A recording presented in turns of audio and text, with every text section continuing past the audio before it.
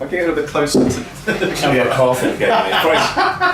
If I can sit here. Oh, look at your knees. Out comes me. Oh, sweet. Oh, he's playing the pitch angle game here. You're so rude. Alright. Just relax. He's doing this. Just relax. I like the fact, didn't it? Alright, so we are here with Matt Snow White Earls and Barry Pitts, two of our bigger trainers from Mayfair. Now, we're going to talk a little bit about hypertrophy. I put out a post on my Instagram profile with regards to asking these two lumps how to get big, some stuff that you may not know. You know, the relationship between old school bodybuilding and the kind of new school science of bodybuilding, because I think a lot is lost there. So we're going to go through initially who these guys are, what they do, what they've done, what they've achieved, if anything, and then we'll ask some questions that you guys have put in to the Instagram. So Barry, tell us about yourself. I started training when I was 17, and I'm 35 now, so a long time ago. I think I did my first show in 2005.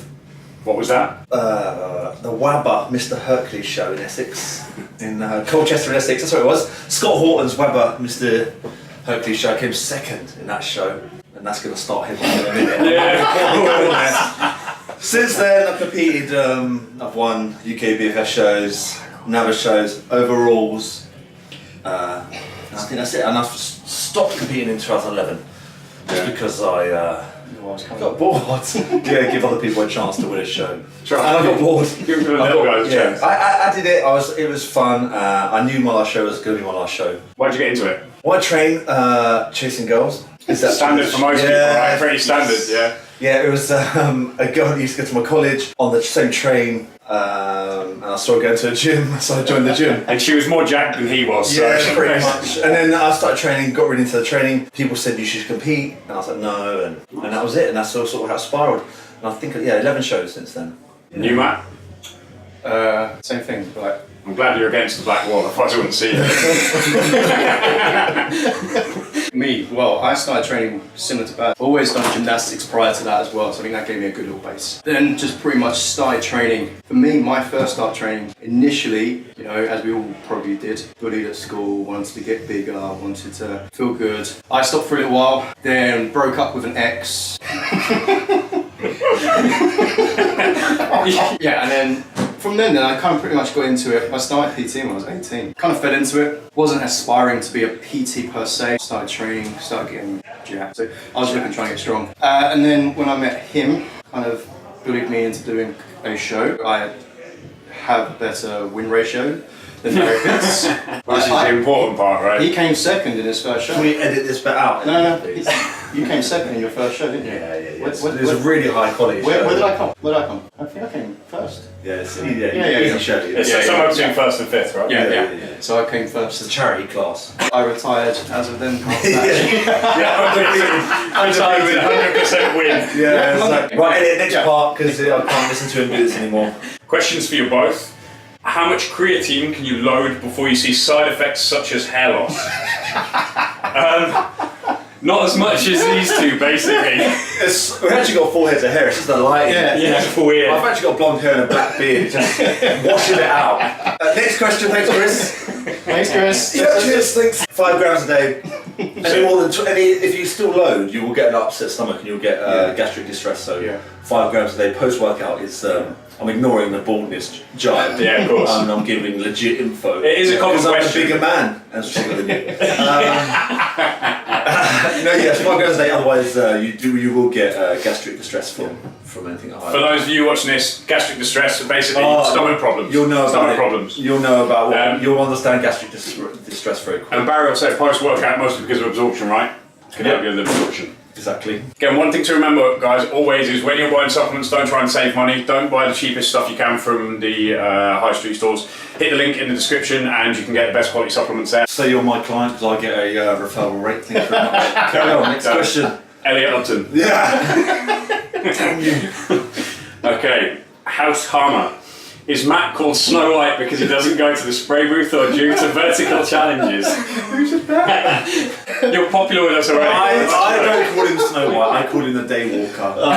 Like out of Blade, he's a vampire that can stroll through the day. I'm strong as fuck. Next question. Brian Pitts. She's hot. She's hot. Quite easy. Is it possible to eat donuts daily and still get hench? Absolutely. Yes. Barry's a bit of donut fiend. I'm a bit of a donut fiend. It's well documented. But it's like everything, you know, it's like if it fits your macros approach, the more muscle you have, the more donuts and equivalent food you can get away with. Yeah. Because your needs for calories are so high anyway.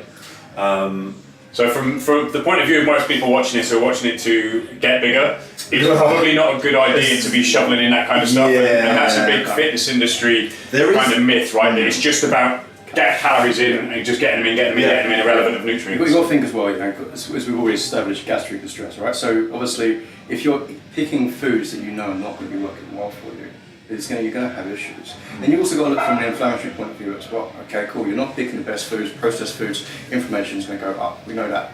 Okay, so we want to keep our bodies in the best, you know, position to be able to put muscle mass on. Yeah. Yes, we need calories. We need a calorie surplus. However, if you are struggling, okay, to get those calories in, that's why a lot of people do start to, you know, Struggle to grow hard gainers. The quote hard gainers. Exactly. You know, but at the same time, is, you know, you've got to put the bare basics in at the same time. You've got to make sure you're having good quality lean meats. Yeah. You need to be making sure you're having, you know, your good fats as well as ensuring, you know, you're getting carbs in. And then if you need to, say at the end of the day, and you're struggling, you know, I can't see many people that struggle to get those calories in. You've got a shake. You can start your day off with a shake. If you're trying to, you know, get those calories in, you know, me and yourself, you know, we wake up so early to the point where we'd have a shake Together, yeah. So yeah, of course, big spoon. The donut thing, there's always a better choice. However, when you do get to a certain size and a certain weight, and you've been lean for a long time, your metabolism's healthy, you will struggle to get clean food in to that amount of calories. But there's always a better alternative to deep fried sugary goodness. So basically, the moral to the story really there, not, but I folks, think I should say that. is that if it fits your macros, it doesn't work. Basically. There's always a better alternative. Yeah. The bigger you are, the leaner you are, the more you can get away with. But that's not to say that you should necessarily. And certainly, if you're trying to get big, it's going to be nutrients above all else and get the calories in. Yes, but if you have to push yourself over the edge with some slightly less nutrient-dense foods, then maybe do it. But make sure that's only on top of a baseline of good foods, right? You hit your protein first. To give an idea, a lot of people out there would have issues with their appetite. Any tips on getting someone's appetite up if they're one of these people that doesn't like to eat much? Blend your food.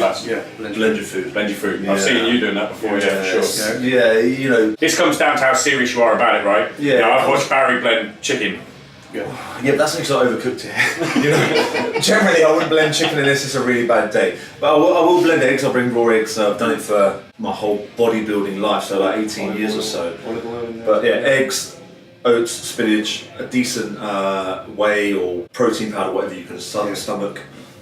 It's the same as food, you know. You argue the whole mastication kind of thing, but we're talking real world, is it better to blend your food and get your calories in, or better to not eat? Yeah, exactly right. It's lesser of two evils. Yeah. That's not to say, you know, we don't get into the habit of choosing liquid food over food, but what we're talking about here is if you are really struggling to get those nutrients in and you've done all of the solid food you can fit in, then it's okay to push yourself over the edge with a bit of liquid. You know, people struggling to put on weight, especially, it's more for obviously focused on guys for this question, right? They're the ones that always struggle. You know, I can't put on weight, and it really is, you're not eating enough. You're not getting the calories in. You know, they think they got a big meal, and if they actually track the calories every day through MyFitnessPal or an equivalent, and they say, you've got a big chicken breast, you've got some rice, and you've got some greens, and maybe a bit of avocado. The amount of times I've heard this, and I'm like, I keep a food diary because in my brain I'm thinking it's about 2,000. It's usually 1,800 to 2,200. I'm eating way too much. I can't eat anymore. I was like, really, they need 3.5 to exactly. The thing I noticed as well is, you know, where we look at calorie deficits, you know, the weekend can really mess up a calorie deficit. You know, you can have a great 5 days and you have extra food on the weekend, and you find out that calorie deficit you're in is not as severe as you may think it is. Exactly. Same thing. I know so many people now eat, okay, and they overeat and they just stop. They vegetate for a little while. Okay, it's better to graze and make sure you're having a good intake, constant intake, rather than going for one huge meal, which is, you know, obviously going to mess up your appetite. Sure. I'm not going to feel that. Tommy Guns. It's a ball giant. It's a ball giant. Is it true that Barry Pitt's got jacked by acting as Tommy Gunn's weights caddy these past few years? Good God. Well, basically carrying them. Carrying through workouts. That's about right. I've been training with Tom quite a lot recently. Pussy, yeah. He makes me train hard because if I stop training hard, I will look like him. Yeah. It's not going to happen. So it motivates me to train hard. Sometimes it's the importance Same of with having Ollie training Foster. partner. Ollie Foster's the best one for that. Oh, yeah. Every time I don't want to train, I look at Ollie and think, oh, I need to train. And I also I think, can't. I'm never playing golf. Yeah. So if that's what happens, I am going to get Destined for a life of mediocrity. Yeah. Next. It is. Right, anyway, next. We may need to edit that bit. No, we don't. No. Shout out Oxfam. Here we go. David Farrell, 5 priorities in order when the aim is gaining muscle. For example, calorie surplus, sleep, progressive overload, etc. So Barry, let's start with you. What would be your top 5? Actually, my fingers here. You said that before. Calorie surplus. Fill the empty space around it. Calorie surplus. Have I used his top 5 or my top? Any top 5? What are your top 5? What are the My most top 5. important to gain muscle? Calorie surplus, training hard, rest, and sleep. It's so basic, you know. Stimulate your body so it has to sort of adapt and overcome. Feed it and rest it. You know, you don't grow in the gym. Doesn't matter how much you train. You grow at home. You know, you break down the tissue. You create that stress, and your body adapts at home. Yeah. And when you're sleeping, you know, people. I'm not saying they overtrain because people don't know how to train hard a lot of the time, right? So there's a big difference in overtraining and that, but. I just They under-recover rather than overtrain. People drive they this simple underrate. fitness. They think, oh, if I do an extra set, I'm going to grow. It's like, really, if you push that last set harder and then get the extra steak, now you're going to grow. Yeah. You know, so they just get the priorities out of whack a bit. You know, there's too much conflicting data on the internet.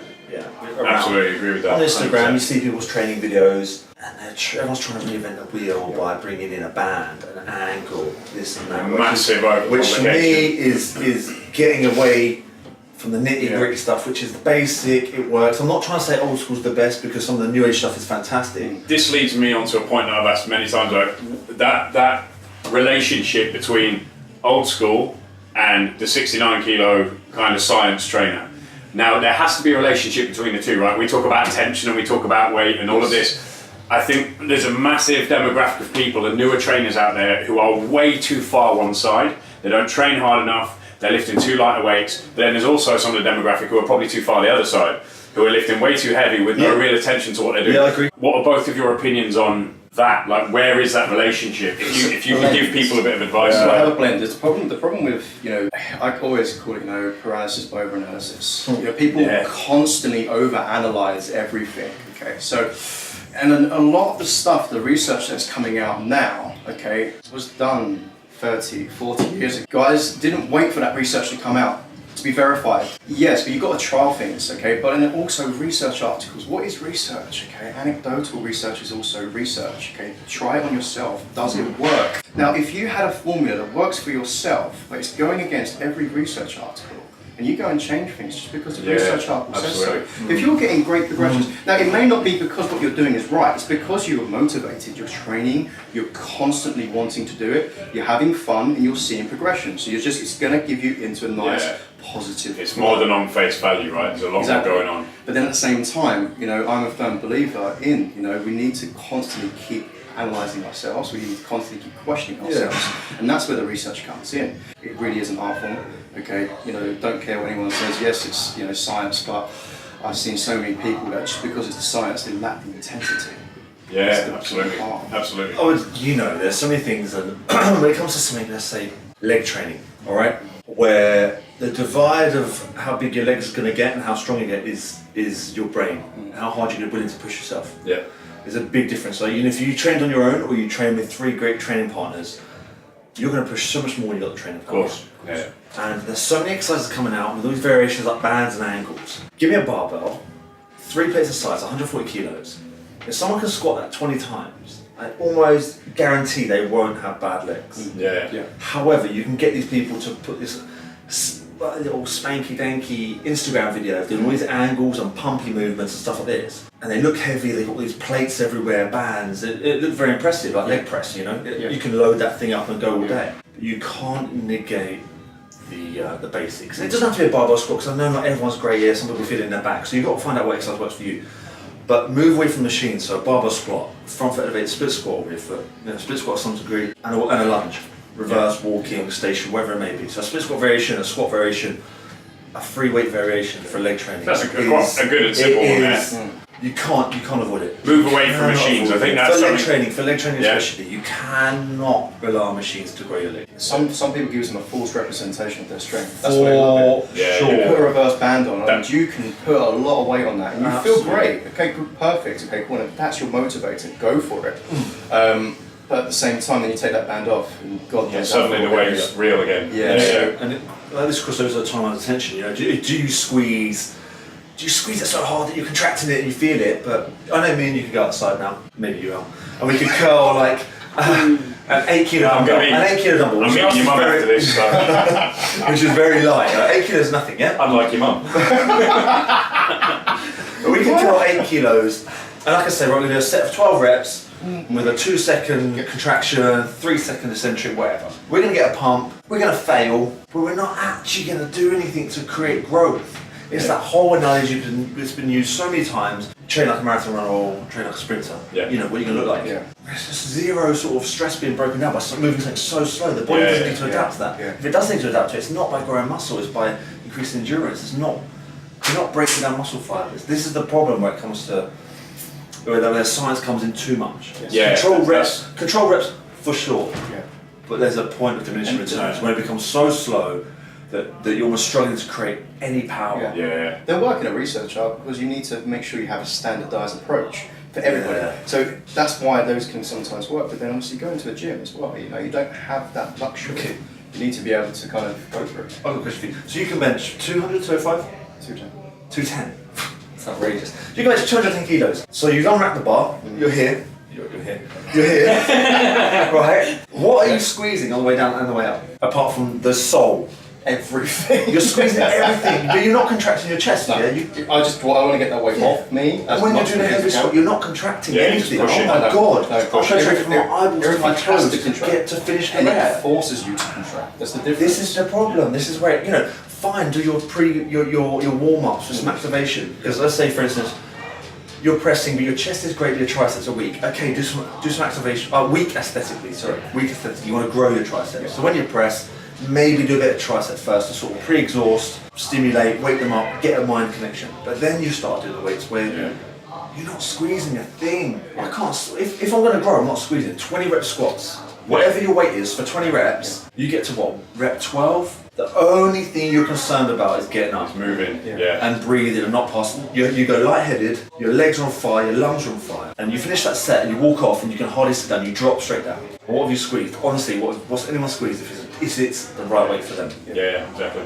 Nothing. Get a decent training partner to spot you, pick a weight you can normally do for 12 on your own, which will probably correlate to your all-out set of 15 to 20, but probably 20. Most people are under, especially when it comes to a squat, because it's quite intimidating when you're on your own. So re-rack it, take a bar off, be like, oh my god, if I drop this, pick a rep, 20 reps, do that. You shouldn't be able to do a second set. After that, you can go do your fluffy stuff, so you can go do your hack squats with some bands and squeeze it if you really want to do that thing. But realistically, you've done what you need to do that session. You've broken down that tissue. This applies a bit more to experienced trainers, I would say, because when you're new to training, it's very hard to just do an all-out set. You don't have that mind-muscle connection to put everything into it like your life depends on it. But it's the same thing, like if I said sprint 100 metres, you'll get it in 15 seconds. If you're getting chased by dogs, you'll get it in like 13. Because suddenly you can switch on because that adrenaline's kicked in, you've got that fear and you can use more of your muscle. When it comes to you, when was the last time you've done a 1 rep max squat? When I had hair. And your legs aren't not on my beard. And your legs aren't exactly squat. Yeah. I don't know, mate. I couldn't. So the point I'm trying to make 8 years ago, maybe 10. What you said was right. Yeah, you find a weight you can do maybe for 12, you get a good spot, and that extra motivation, you'll lift more. You look at anybody that goes into a powerlifting meet, okay, just the sheer adrenaline, everything. You lift more weight. Yeah, PBs right when everyone's watching. You've got it comes from it. So I think that's the important part as well. Is you need to make sure that you have someone around you that's going to motivate you as well. Yeah, so that goes back to number five things. Training partner. A decent training partner. They don't have to be strong. They don't have to be strong or have better knowledge than you. They don't need any of that things. They just need to be there. You need to be able to trust them when you're in trouble. But even if you're benching 200 kilos, you could have someone who's very weak to spot him because when he fails, he only needs 5 or 10 kilos taken off. Even as a 200 kilo bar, you just need 5 or 10 kilos. So it's not like you need a massive dude with crazy knowledge, teach them how to spot you, how you like to be encouraged, how you like your reps being counted, whatever it may be, you know. And there you are. Spectator. Yours was calories. Calorie surplus, obviously. Calorie surplus. A decent workout, rest, sleep, and a training partner is, you know, for me when I train on my own, some muscle groups I can train on my own, like back and deadlifts, because I just, they're something I enjoy. When it comes to chest, shoulders or legs, Not so much. well, I don't enjoy them, I just need a decent spot to get a decent set, because you fail very quickly on a press. Just come in, Foster. You won't see him if you stand sideways. It'd be like those little things from Transformers when they turn to the side, they're gone. Right, so filming. This is it, Mr. Ollie Foster. Come stick your face in camera. Hey! My 5. Your top 5 for hypertrophy. Number 1, same as Baz. Calorie surplus. Calorie surplus. You just need to eat more. You just need to eat more. Ensure you're getting sufficient protein. You know that's going to be important. Just because it's going to get thrown out there, and I know it's a question loads of you are going to have. In a ballpark, what do you guys roughly say, if you're going for hypertrophy, roughly what is the protein intake you're going to be wanting, let's say per kilo? 1.3 grams per pound. Okay, 1.3 grams per pound, so it's about 2.5 per kilo, roughly. Yeah. Yeah, minimum. Yeah, minimum something. You know, find out. People don't know where to start a diet from, and you've got these basal metabolic rate calculators online, stuff like that. Try it if you want to. Realistically, make a food plan for the last 5 days. Log your food plan, on MyFitnessPal. How many calories you eat a day? Work it an average. And you get heavier, you get Have you got heavier or lighter? Yeah, of course. Yes, no. Yep. Okay. It is you know, you can get all these calculators, but it really is guesswork because everyone's so different. Right? So find that. If you want to grow, you've got 500 calories on a day. Yeah. What happens in 2 weeks? Have you got too fat? Have you not put any weight on? Readjust. 300 if you're too fat. So many people get fat though, don't they? That's the problem. Is everyone gets needs to be calorie surplus, but they're not tracking their body fat. They're not taking photos. You don't need to go and do calorie testing. No. You don't need to do a DEXA scan. Very simple. The camera does not lie. Yeah. Don't look at yourself in the mirror either. So many times you're kind of trying to out-angle yourself as well. Pinch your stomach for a t-shirt, right? You know. Yeah. No one's lying to stuff. You know, when you put that little that's got firm and jiggly, like Yeah, that's one thing. Number 2. Mine was one. If I shake a shaker, right, I can feel my back wobble. I'm alright. Get the ring donuts. So get the ring donuts for a week for a carb cycle. Sorry. Obviously, number 2. Go. 2 is. Threw you off. Sorry. No, you did. I had my 5. Let's change. I had my 5. Keep that. Everyone's got a price. That's low. Right. So number 2 is definitely similar to Baz, but yes, progressive overload. You know, this is the problem. You can go in and you can train hard, okay, and you can get the perception you're training hard, and you think, okay, great, I'm getting a good pump. I'm sweating, I'm out of breath, I feel knackered. But are you lifting more than last time? And now it doesn't have to be, are you hitting a PB every single time? This is the thing. And then you also got to look at your loading parameters. People always talk about, okay, cool. So you can go in and say I can max out, say, 200 bench, for example. You like to keep throwing that one in there, don't you? Now it's 100 pounds. If you're doing that and you go in, let's say you lift 190 but for all your sets, okay, cool, great. What if you started off, say, with 170, 180, 190 and 200, but you need to look at your total volume as well. Yeah. So make sure you're tracking total volume. Number 2, we need to make sure, from my opinion, also mindset's also in there. So we've got nutrition, we've got the training part. Training is also extremely important. We can't neglect our mindset, which can go in, coincide with what mindset for training or diet or both? Mindset in total. So when you go into your session, some days it's going to be hard, it's going to be horrible. You get through it. So that's where your part comes in as well. Having a good training partner is essential. They make you do the exercises you don't want to do. You do an extra set, extra rep. Yeah. Sure. Yes. It's just free. That's free. You're touching fine. Sleep and rest. Sleep. But that was one of my main ones. This is the thing. People always are talking about this beast mode crap. Okay, cool. I am, it's probably going to go out on social media. I am very not anti-social media, but I kind of like, too many people focus on it and they show you the good stuff. Yeah. Right. But anyways, I digress. So when it comes to this beast mode idea, everyone's pushing themselves 24/7. But when are you resting? Yeah. Okay, because that's where you're growing. Okay, so this rest and digest part, that is important. Are you focusing on your stress? Okay, are you constantly stressed at a higher head? Why are you stressed? Okay, can you supplement that? A massively overlooked part of body composition training. Stress in general. Stress and recovery. When I'm stressed, most people are not getting right. I look like crap when I'm stressed. Okay, so yes, I'm always stressed. I was going to be the bigger man as usual. But yes, just so people driving that constantly, so rest is extremely important, sleep, you know, mindfulness is coming out again a lot on Instagram these days, mindfulness, mindful that. You know, meditation is important, I find as well. You don't have to sit there and, you know, have to meditate in the old school kind of way, that's spiritual. If you're not a spiritual person, don't do it.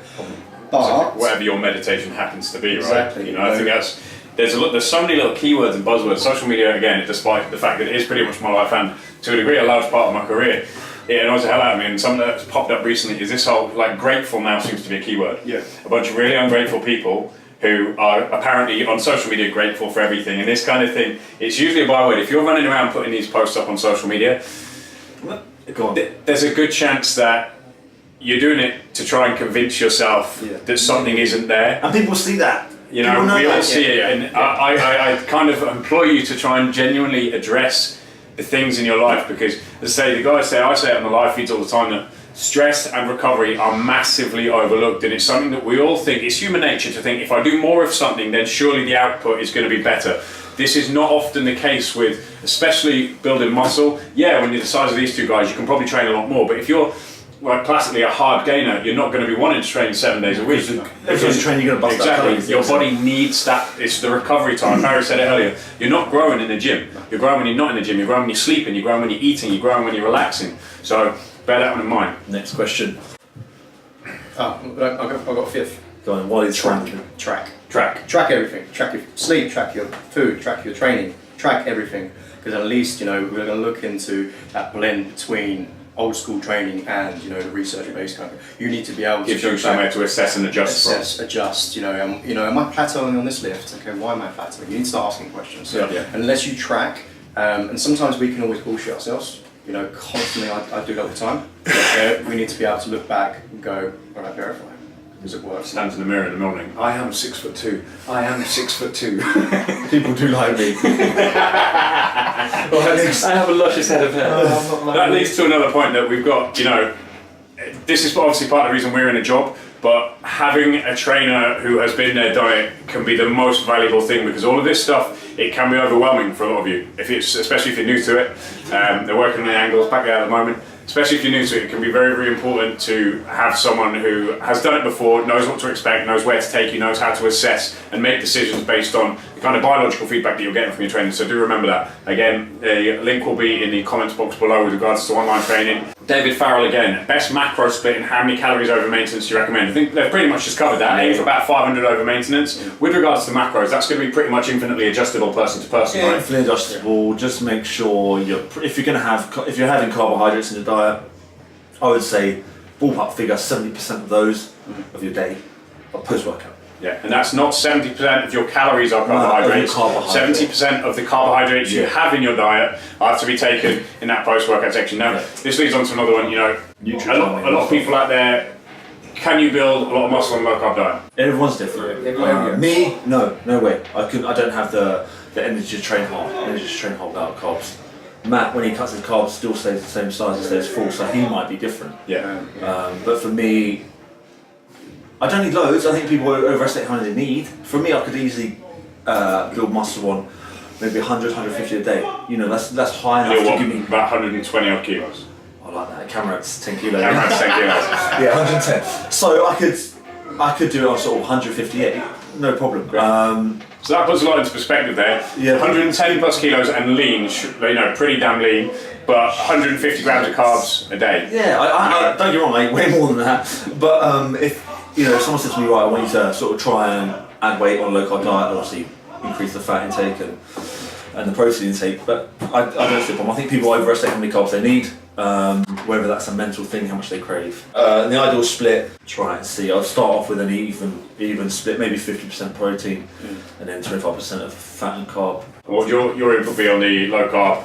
That's the thing. I do pretty well with low carbs, so you know I feel better. You know, when I increase my fats, I feel great. I feel that way around actually. Yeah. Yeah, but for me as well, you know, again, my appetite isn't great all the time. I can eat a lot, but I'm one of those people that when I was saying, you know, people go and binge eat and they don't eat much. I'm one of those people at times. Yeah. You know, where they'll say I'm eating a lot, and then you actually look at it, I'm not.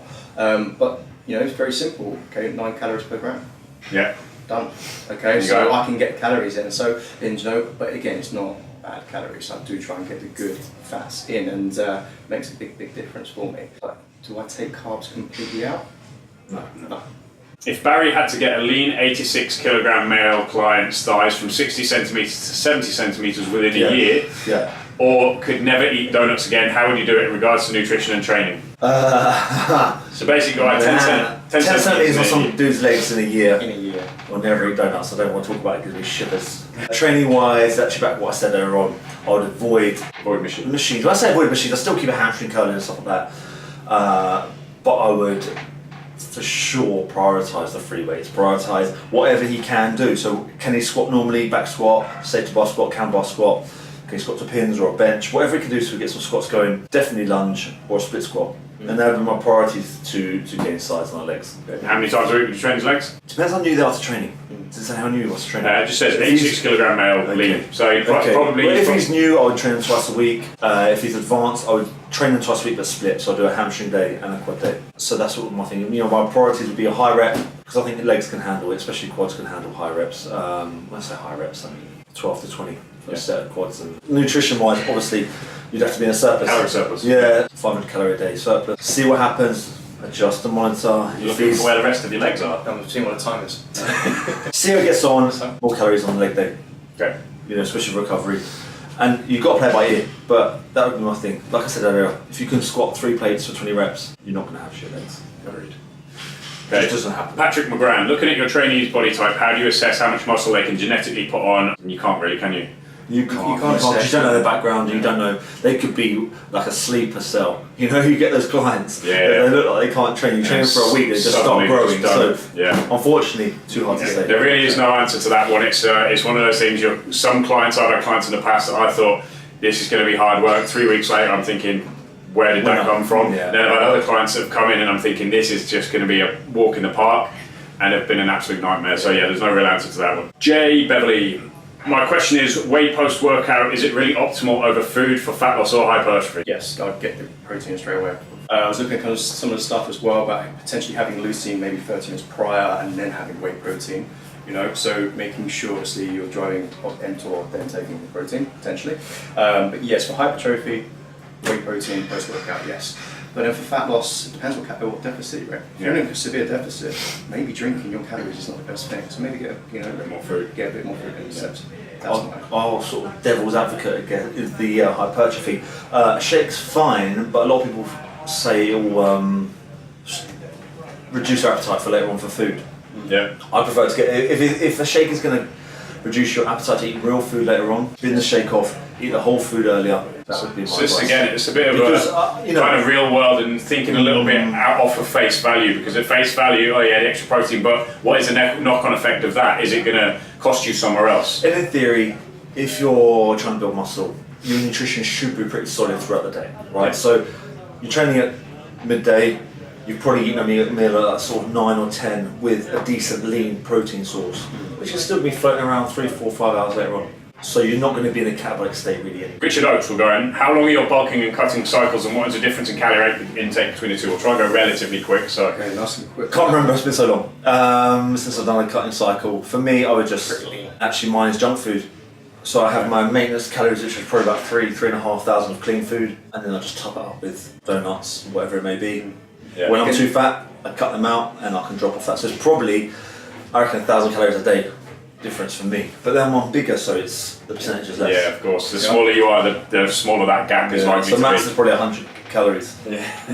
I like to look at it so for me, I kind of like if I diet, I prefer to diet short term. Yeah. And just go for it. Hard, yeah, I agree. I prefer that. Go hard. I'd rather go hard and just go quick. Always go hard. So I'll put myself in a 20% deficit quite easily and go for that, and I feel okay, and I can drop it off pretty quick. Then when it comes to actually, putting on a good amount of size of bulking, like bulking, for example, similar to Baz, I'd probably go a bit more. I'd maybe even go like 20% over on top as well, of my maintenance, and go with that, and then That's pretty much it for me. Too many people are quick to go into a cutting cycle. They start putting a bit of body fat on, and they don't like it. Okay, and the same thing as the opposite. You get people that are pretty big and they go into a cutting cycle, and then they, you know, you're in that in between phase where you're not lean, but you're not as big as you used to be, and then you revert back to it. So it's a constant, you know, you're up and down, up and down. I just think, you know, if you're going to try and put some muscle mass on, stick to it for at least a year. You're in a calorie surplus for at least a year, and then make sure you're in a cutting cycle. But you need to make sure you're staying lean though. Don't just put on. So I say that. You've got to rein it in. For me, I know when if I'm in a bulk and I'm obviously hitting the carbs quite hard, as soon as I stop getting a pump as easy in the gym, you know, I know my insulin resistance is building up, so I just cut back on the carbs for a week or two, maybe increase the fat, so you're still in the calorie surplus, but you're just giving that chance, the body a chance to sort of chill out a bit in regards to sort of how much insulin it's got to produce. Otherwise, as soon as you become insulin resistant, it's one way ticket to fat gain. So monitor your pumps. You'll know that people, when they diet hard and then you throw carbs back in, you get a pump like crazy. Remember what that feels like when you're bulky. When you start losing that. Really good advice. Your body's an alarm clock. You know, it tells you if there's a problem, it will tell you, and that's a problem. We've got some more questions, but it gives us a chance to do a second one. So I hope this has been useful to a bunch of you. There's some little knowledge bombs that have been in there, so make sure you watch it again and again and again. It's always going to be useful during cardio, stuff like that, and pick out some of the bits that are more valuable to you. Put some questions. If you have more questions based on anything that's come in today or anything that you would like to ask in the future, put them in the comments box below, and then we will monitor them for the next time we do one of these videos with Barry and Matt. Thank you guys for all your input. Hopefully it's been useful to a bunch of you out there. Let's go make the world hench. Jack. Training time, let's go. Thank you guys. Thanks.